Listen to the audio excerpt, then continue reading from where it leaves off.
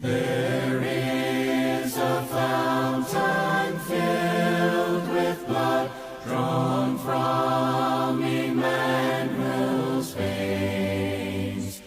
and sinners plunged beneath that flood lose all